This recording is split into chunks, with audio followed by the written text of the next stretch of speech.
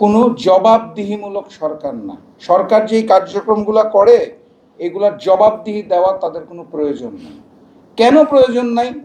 কারণ হচ্ছে তারা জনগণের ভোটে ক্ষমতায় জিতে আসতে পারে না। তারা ইলেকশন ইঞ্জিনিয়ারিং করে ম্যানেজ ভোটের মাধ্যমে ক্ষমতায় এসেছে, এই কারণে তাদের কোনো জবাবদিহিতাও নাই। জনগণকে উত্তর দিতে হয় না, যেহেতু হয় না, যখন মন চায় বিদ্যুতের দাম বাড়িয়ে ফেলে, গ্যাসের সংকট সৃষ্টি করে ফেলে, তেলের সংকট সৃষ্টি করে ফেলে। তেলের দামটা যখন বাড়ানো হয়ে যায় কোনো সংকট নাই, পরদিন থেকে একদম সুন্দর সাপ্লাই চলছে।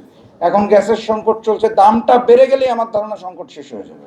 সো এই যে জবাবদিহিহীন একটা সরকার, কারণ হচ্ছে তারা ম্যানেজ ভোটের মাধ্যমে এসেছে। যেই বিষয়টা এখানে আলোচনায় আনা হয়েছে, বলা হয়েছে জুলাই, এটা নিয়ে আসলে কি বলবো আমি জানি না। মানে এটা নিয়ে তো আমরা প্রতিদিন বলছি, প্রতিনিয়ত বলছি, বারবার বলছি। ওই যে বলছিলাম ম্যানেজ ভোটের সরকার, আবারও উদাহরণ টানতে হয়। এখানে আমার ভাই পাটোয়ারি আছে, সে কি নির্বাচনে জিতে নাই? মোহাম্মদপুরে আমার ভাই মামুনুল হক নির্বাচন করেছে, উনি কি জিতে নাই? কক্সবাজারে হামিদুর রহমান আজাদ নির্বাচন করেছে, উনি কি জিতে নাই? জামাতের সেক্রেটারি মিয়া গোলাম পরোয়ার নির্বাচন করেছে, তারা কি জিতে নাই? আমরা তো দেখেছি কিভাবে করে হারানো হয়েছে। আমরা তো পাটোয়ারি যখন নির্বাচনের ফলাফল আসছে, কিভাবে করে সরকার দলীয় লোকজন ভোট কেন্দ্রের ভিতর ঢুকে পাহারা দিয়ে রেজাল্ট পাল্টাচ্ছে, সেটাও দেখেছি। আমরা এটাও দেখেছি মামুনুল হকের রেজাল্টের মধ্যে কলম দিয়ে ঘষে নাম্বার পরিবর্তন করা হচ্ছে, সেটাও দেখেছি। তো যখনই ম্যানেজ ভোটের সরকার থাকে, তার কোনো জবাবদিহিতার প্রয়োজন জনগণের কাছে থাকে না।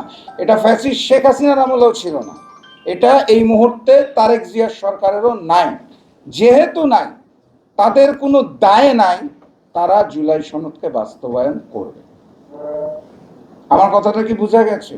মানে সরকারের একটা দায় থাকতে হয় জনগণের কাছে, দায়বদ্ধতা। তাদের তো কোনো দায় নাই। যেহেতু দায় নাই, অতএব এটা পালন করার তাদের কোনো প্রয়োজন নেই। দায়টা আমাদের আছে, আমাদের প্রয়োজনীয়তা আছে, আমাদের দায় আছে।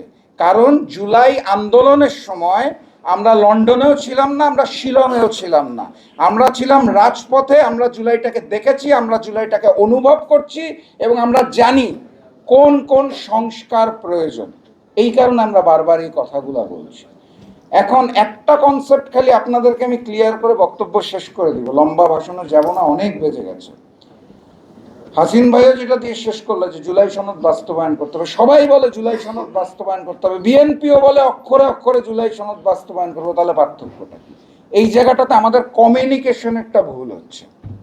জুলাই সনদ জাতীয় সংসদ ভবনের সামনে যেটা স্বাক্ষর করা হয়েছিল, ওই জুলাই সনদ বিএনপি বাস্তবায়ন করতে চায়। ওখানে তাদের নোট অফ ডিসেন্ট দেওয়া আছে।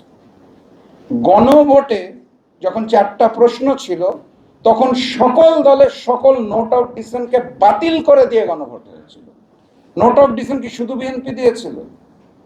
আপনারা অনেকেই জানেন, অনেকে হয়তো জানেন না, জামাতেরও নোট অফ ডিসেন্ট ছিল, অন্যান্য দলেরও ছিল, বামপন্থী দলেরও ছিল। এনসিপিটা আমার ঠিক মনে নেই ছিল কিনা। তো নোট অফ ডিসেন্ট অনেকগুলো দলের ছিল, সেই সকল নোট অফ ডিসেন্ট বাতিল করে গণভোট হয়েছে। গণভোটে হ্যাঁ জয়যুক্ত হয়েছে। বিএনপি যে বলে আমি অক্ষরে অক্ষরে জুলাই সনদ বাস্তবায়ন করব, কোন জুলাই সনদ? তাদের নোট অফ ডিসেন্ট সহ জুলাই সনদ। আমাদের কমিউনিকেশনটা একটু পরিবর্তন করা দরকার, কারণ জনগণ ভুল বুঝতেছে। জনগণ টিভি খুলে দেখে যে বিরোধী দল 11 দল, পাটোয়ারি, আমিরে জামাত, নাহিদ, রাশেদ প্রধান গলা ফাটায় চিৎকার করছে জুলাই সনদ বাস্তবায়ন করতে হবে। আর সালাউদ্দিন সাহেব শিলং বিলাসী জীবন শেষ করে দেশে এসে বলে অক্ষরে অক্ষরে জুলাই সনদ মানে করবে। তো পার্থক্যটা কি? পার্থক্য হচ্ছে গণভোটের গণরায় যেটা আসছে, ওটাকে বাস্তবায়ন করতে